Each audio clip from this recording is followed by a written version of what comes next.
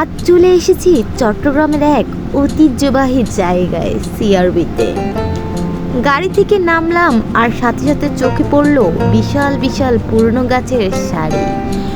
মনে হচ্ছিল শত শত বছর ধরে এরা এখানেই দাঁড়িয়ে আছে, নীরবে দেখছে সময়ের বদল, ইতিহাসের পরিবর্তন।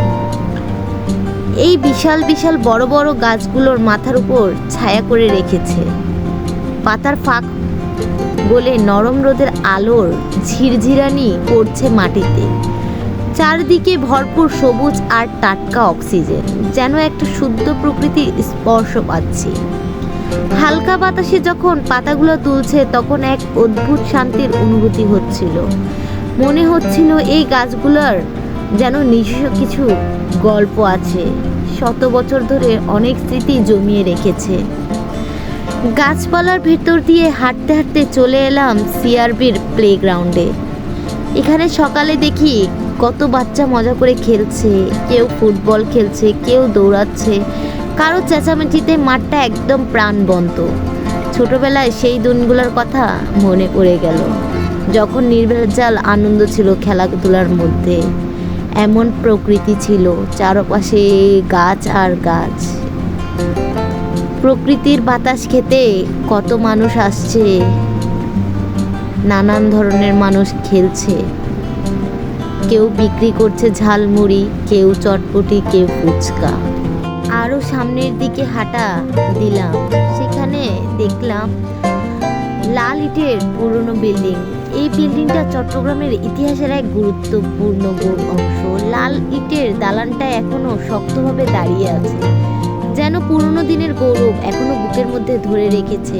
অবশ্য কয়েকটা ছবি তুললাম এখানে, এত সুন্দর জায়গায় ছবি তোলা না হলে নয়। 7 রাস্তার মোড়, লাল বিল্ডিং পার হয়ে সামনেই পৌঁছালাম 7 রাস্তার মোড়ে। এখানে এসে মনে হলো যেন শহরের সব দিকে এক জায়গায় এসে মিলছে। চারপাশে মানুষের ব্যস্ততা, গাড়ির শব্দ, পুরনো এলাকা একদম প্রাণবন্ত। 7 রাস্তার মোড়েই পাশে চোখে পড়ল মেডিকেল, বিশাল একটা ক্যাম্পাস, সারা দেশের মানুষের চিকিৎসার আশ্রয়স্থল।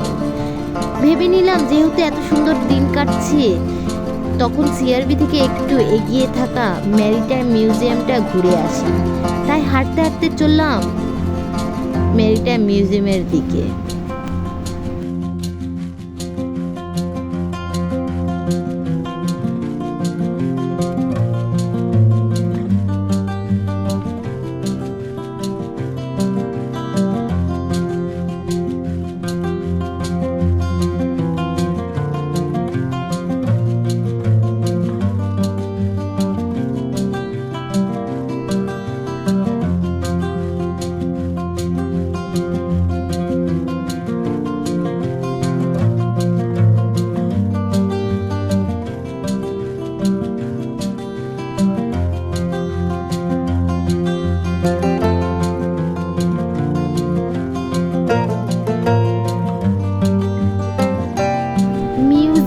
গেটে এসে টিকিট কাটলাম, মাত্র 20 টাকা পার পারসন। টিকিট কেটে ঢুকে পড়লাম ভিতরে।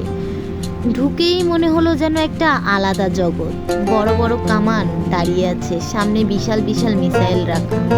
মনে হচ্ছিল যেন যুদ্ধের কোনো জাদুঘরে চলে এসেছি। এখানে বসার জন্য সুন্দর দোলনা আছে, একটু বিশ্রামও নিলাম। পাশে রয়েছে রেস্টুরেন্ট, যেখানে চাইলে খেতেও পারি।